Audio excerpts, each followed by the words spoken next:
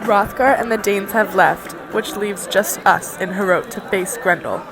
You guys can go to sleep, but I am going to stay up and fight Grendel when he comes. Grendel is not as tough as he thinks. I could fight him without a sword and still beat him. Out from the marsh, from the foot of misty hills and bogs, bearing God's hatred, Grendel came, hoping to kill anyone he could trap on this trip to High Heorot. He moved quickly through the cloudy night, up from his swampland, sliding silently toward that gold-shining hall. He had visited Hrothgar's home before, knew the way, but never before nor after that night found Heorot defended so firmly, his reception so harsh. He journeyed, forever joyless, straight to the door, then snapped it open, tore its iron fasteners with a touch, and rushed angrily over the threshold. He strode quickly across the inlaid floor, snarling and fierce. His eyes gleamed in the darkness, burned with a gruesome light. Then he stopped, seeing the hall crowded with sleeping warriors, stuffed with rows of young soldiers resting together, and his heart laughed. He relished the sight. Ha ha ha ha! I shall tear the life from these bodies by morning! Ha ha ha ha! The monster's mind was hot with the thought of food and the feasting his belly would soon know. But fate, that night, intended Grendel to gnaw the broken bones of his last human supper. Human eyes were watching his evil steps, waiting to see his swift, hard claws. Grendel snatched at the first geat he came to, ripped him apart, cut his body to bits with powerful jaws, drank the blood from his veins, and bolted him down, hands and feet. Death and Grendel's great teeth came together, snapping his life shut. Then he stepped to another still body, clutched at Beowulf with his claws, grasped at a strong-hearted wakeful sleeper, and was instantly seized himself, claws bent back as Beowulf leaned up on one arm.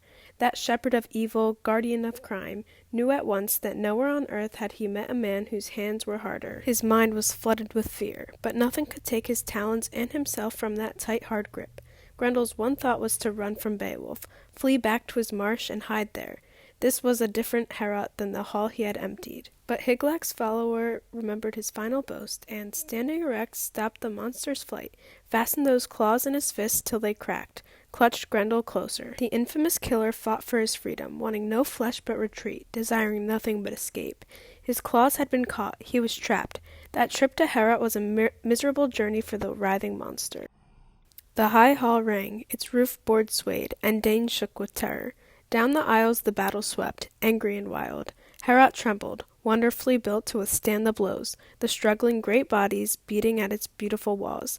Shaped and fastened with iron, inside and out, artfully worked, the building stood firm. Its benches rattled, fell to the floor, gold-covered boards grating as Grendel and Beowulf battled across them. Hrothgar's wise men had fashioned Heorot to stand forever. Only fire, they had planned, could shatter what such skill had put together, swallow in hot flames such splendor of ivory and iron and wood. Suddenly the sounds changed. The Danes started in new terror, cowering in their beds as the terrible screams of the Almighty's enemies sang in the darkness, the horrible shrieks of pain and defeat, the tears torn out of Grendel's taut throat, Hel's captive caught in the arms of him who of all the men on earth was the strongest. That mighty protector of men meant to hold the monster till its life leaped out, knowing the fiend was no use to anyone in Denmark. All of Beowulf's band had jumped from their beds, ancestral swords raised and ready, determined to protect their prince if they could. Their courage was great, but all wasted. They could hack at Grendel from every side, trying to open a path for his evil soul, but their points could not hurt him. The sharpest and hardest iron could not scratch at his skin, for that sin-stained demon had bewitched all men's weapons, laid spells that blunted every mortal man's blade. And yet his time had come, his days were over, his death near. Down to hell he would go, swept groaning and helpless to the waiting hands of still worse fiends. Now he discovered, once the afflicter of men, tormentor of their days, what it meant to feud with Almighty God. Grendel saw that his strength was deserting him, his claws bound fast, Hygelac's brave follower tearing at his hands. The monster's hatred rose higher, but his power had gone. He twisted in pain, and the bleeding sinews deep in his shoulder snapped. Muscle and bones split and broke. The battle was over. Beowulf had been granted new glory. Grendel escaped, but wounded as he was, could flee to his den, his miserable hole at the bottom of the marsh, only to die, to wait for the end of all his days. And after that bloody combat, the Danes laughed with delight. He who had come to them from across the sea, bold and strong-minded, had driven affliction off, purged Heorot clean. He was happy now. With that night's fierce work, the Danes had been served as he'd boasted he'd serve them. Beowulf, a prince of the Geats, had killed Grendel, ended the grief, the sorrow, the suffering forced on Hrothgar's helpless people by bloodthirsty fiend. No Dane doubted the victory, for the proof, hanging high from the rafters where Beowulf had hung it, was the monster's arm, claw, and shoulder and all. And then, in the morning, crowds surrounded Heorot, warriors coming to that hall from faraway lands, princes and leaders of men hurrying to behold the monster's great staggering tracks. They gaped with no sense of sorrow, felt no regret for his suffering, went tracing his bloody footprints, his beaten and lonely flight to the edge of the lake where he'd drag his corpse-like way, doomed and already weary of his vanishing life. The water was bloody, steaming and boiling in horrible pounding waves, heat sucked from his magic veins, but the swirling surf had covered his death, hidden deep in murky darkness his miserable end, as hell opened to receive him.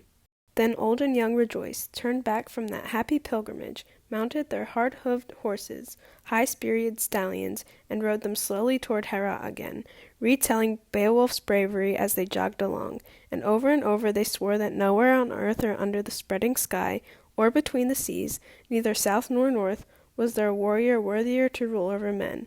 But no one meant Beowulf's praise to belittle Hrothgar, their kind and gracious king. And sometimes, when the path ran straight and clear, they would let their horses race, red and brown and pale and yellow backs streaming down the road.